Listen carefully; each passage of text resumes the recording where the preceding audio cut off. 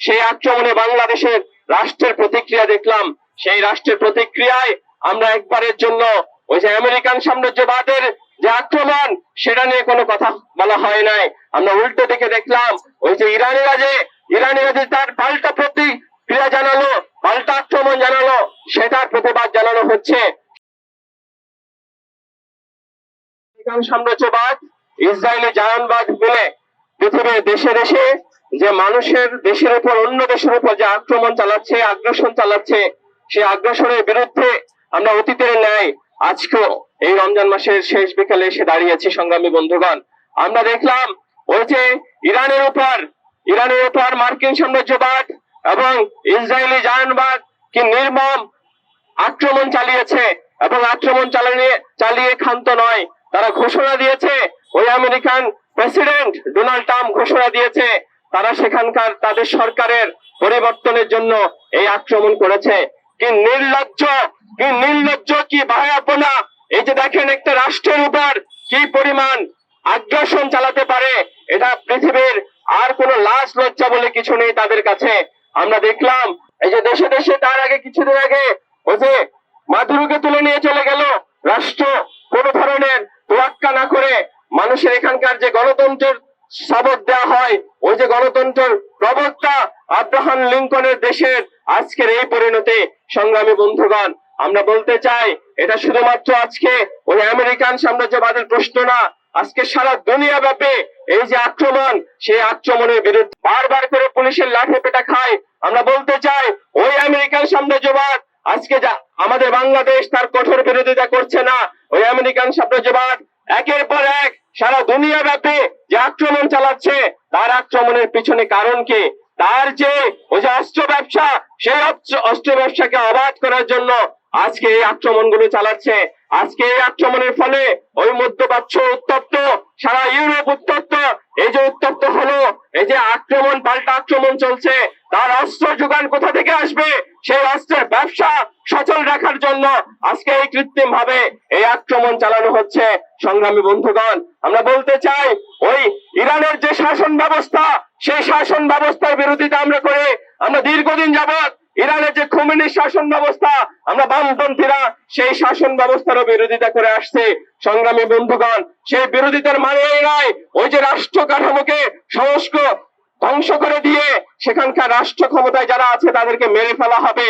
আমরা সেখানকার জনগণের প্রতি বারবার আহ্বান জানিয়েছি, সেখানকার জনগণ সিদ্ধান্ত নেবে এই খুমেনির শাসন ব্যবস্থা থাকবে কিনা, তার বিরুদ্ধে লড়াইটা করবে। আমেরিকান সাম্রাজ্যবাদ দূর থেকে এসে অস্ত্র দিয়ে আক্রমণ করে তাকে মেরে ফেলা সমাধান নয়। সংগ্রামী বন্ধুগণ, আজকে ইরানে আক্রমণ করে ওই শাসন কাঠামোকে ধ্বংস করা হচ্ছে, কালকে বাংলাদেশের মাটিতে যে আক্রমণ করবে না তার কোনো নিশ্চয়তা আমরা দিতে পারি না। আমরা দেখলাম আমাদের যে বন্দর, আমাদের যে রাষ্ট্রীয় সম্পদ ওই আমেরিকান কোম্পানিকে তুলে দেওয়ার নানা পায়তারা চলছে, সেই চেষ্টা এখানে চলছে। আমরা প্রতিবাদ করে আসছে, প্রতিবাদের মুখে ওই অন্তর্বর্তীকালীন সরকার সেগুলো বন্ধ করেছে, সেগুলো চালু করতে পারে নাই, ওই চুক্তিগুলো অনেকগুলো চুক্তি করতে পারে নাই। সংগ্রামী বন্ধুগণ, নতুন সরকার এসে তার সুর পাল্টাচ্ছে না, সেও একই কায়দায় হাঁটছে। মার্কিনের বিরুদ্ধে বাংলাদেশে তো একটা সবচেয়ে বড় জমায়েত আপনাদের কাছ থেকে আমরা দেখতে পেতাম, তাহলে আমরা বুঝতে পারতাম যে আপনারা মার্কিন বিরোধী, জনগণের পক্ষের শক্তি, কিন্তু আমরা তা দেখতে পাই নাই। উল্টা ডোনাল্ড ট্রাম্প এক নির্দেশ পাঠিয়েছে যে নির্বাচন পূর্ববর্তী সময়ে যতগুলো অসম চুক্তি হয়েছে সেই অসম চুক্তিগুলো যেন পুঙ্খানুপুঙ্খানুভাবে মেনে চলে। আর এদিকে সব দালাল ধনিক শ্রেণীরা সে দারিদ্র সমাধি করে চলছে। আমরা দেখেছি মার্কিন, রুশ, চীন সহ এই যে আন্তঃসাম্রাজ্যবাদী দ্বন্দ্বের অংশ হিসেবে বিশ্বকে নতুন করে ভাগ বাটোয়ারা করার যে চক্রান্ত, পুঁজিপতিদের যে স্বার্থ রক্ষা করার যে ভাগ বাটোয়ারার চক্রান্ত, সেই চক্রান্তেরই ধারাবাহিকতা এই ইরানে হামলা। আমরা দেখেছি প্যালেস্টাইনে যে বারবার হামলা চালিয়েছিল, সেই হামলাকে তো বিশ্বব্যাপী এক বৈধতাই দিয়েছে তারা। আর এর বিরুদ্ধে আমরা বরাবরই কথা বলেছিলাম। মার্কিন সাম্রাজ্যবাদ, আমরা দেখেছি ভেনিজুয়েলার তেলকে কেন্দ্র করে তার প্রেসিডেন্টকে কিভাবে নির্লজ্জের মতো তুলে নিয়ে এসেছে। আর তারই ধারাবাহিকতায় মধ্যপ্রাচ্যে প্রভাব বিস্তার করার জন্য তারা ইসরায়েলকে এক পান্ডা হিসেবে ব্যবহার করে, ঠিক যেরকম ভাবে এই দক্ষিণ এশিয়ায় ব্যবহার করে ভারতকে। আমরা এও দেখেছি এই দেশে অনেকে ভারত বিরোধিতা করে, কিন্তু ভারতের সাথে যে অসম চুক্তি, সে অসম চুক্তি নিয়ে তারা কথা বলে না। তারা দেখা যায় ভারতের সাথে দোষনীতি মেনেই চলে, আর এখানে বসে বসে জনগণের ধর্মীয় অনুভূতিকে কাজে লাগিয়ে দিল্লি না ঢাকা, ঢাকা ঢাকা স্লোগান তোলে। সংগ্রামী বন্ধুগণ, আমরা বলতে চাই বিশ্বজুড়ে যে বিশ্বযুদ্ধের যে দামামা চলছে, সেই বিশ্বযুদ্ধের মধ্যে কেবলমাত্র ক্ষতিগ্রস্ত হবে সাধারণ জনগণ।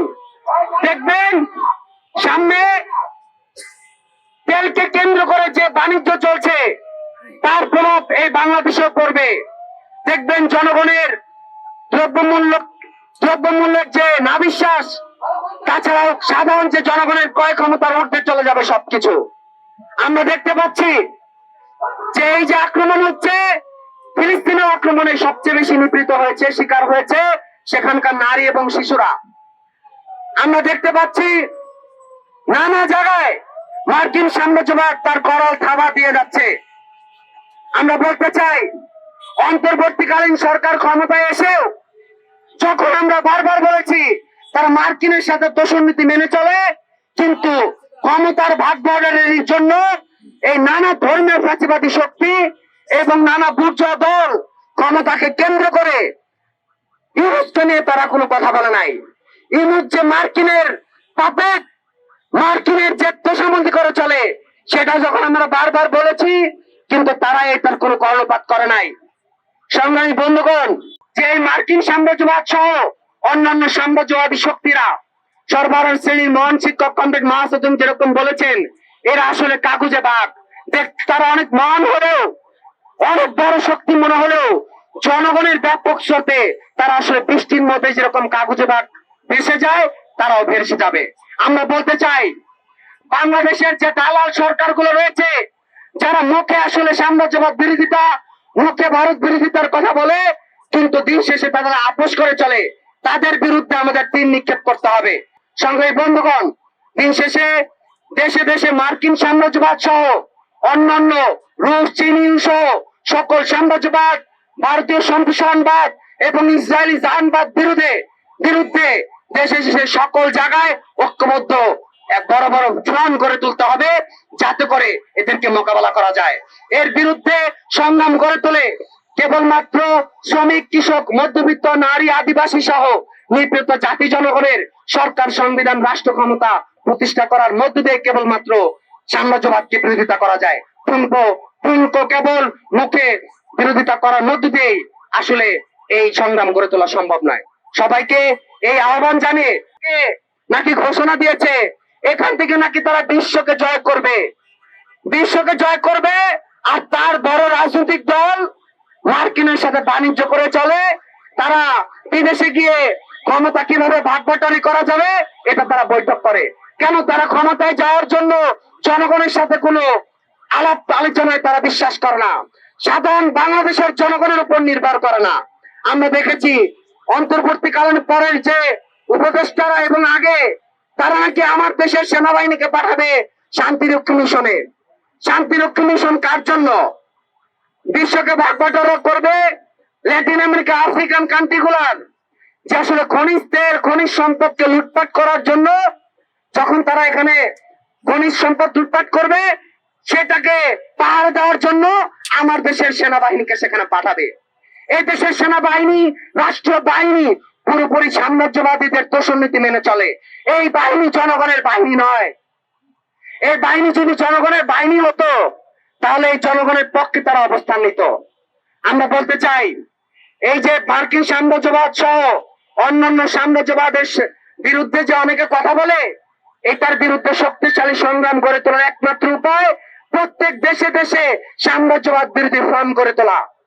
আমরা দেখেছি বাংলাদেশে অনেক রাজনৈতিক দল মার্কিন সাম্রাজ্যবাদ, ভারতের বিরুদ্ধে নানা কথা বলে, কিন্তু তারা তাদের সাথে গোপনে বাণিজ্য চুক্তি করে চলে। সংগ্রামী বন্ধুগণ, বক্তব্য দীর্ঘায়িত করতে চাই না। তো আমারও একটা প্ল্যান ছিল আসলে এই ধরনের আমি একটা কাজ করবো ইনশাল্লাহ।